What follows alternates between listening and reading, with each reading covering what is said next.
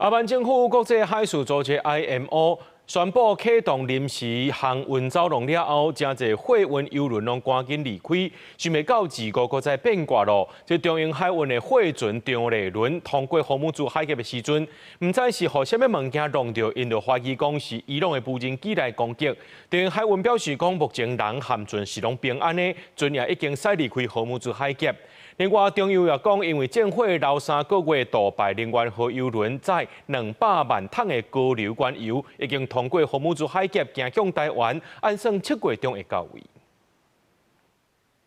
郵輪駛在海面，阿曼政府和國際海事組織 IMO 宣布啟動臨時航運走廊了後，荷姆茲海峽附近是總算出現大型郵輪來通行。不過，速度來說傳出意外，中英海運旗下貨輪張麗倫，日後在通過荷姆茲海峽的時陣，駕駛台頂懸在那建築正船旗，互唔知啥物物件弄到，疑似是受到伊朗無人機的攻擊。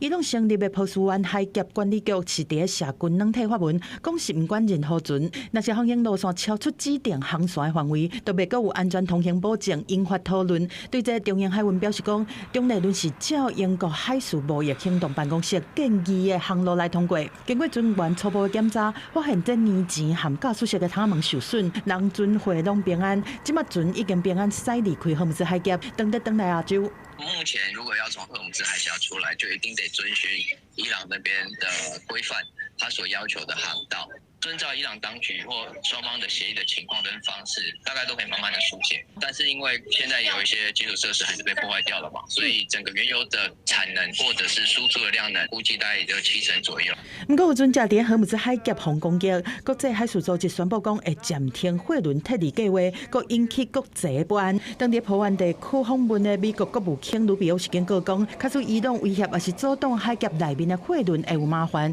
佫強調美國希望美伊之間會當有一紙協議，但並未無價代價來達成。Whatever you want to call it, it's a game of semantics. The reality of it is that no country on earth has a right to charge for the use of international waterways, and that will never be an acceptable condition